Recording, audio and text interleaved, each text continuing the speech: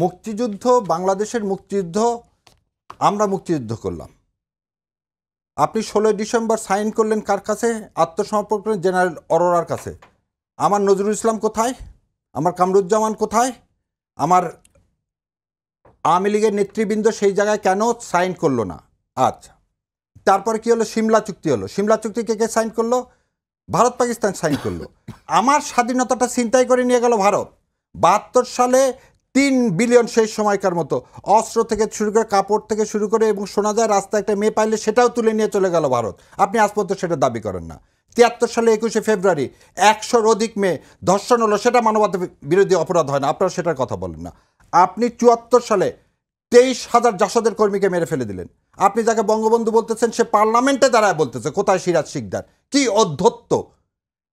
৭৫ সালের জানুয়ারি মাসে আপনি চতুর্থ সংশোধনীর মাধ্যমে সংবিধানকে কবর রচনা করলেন।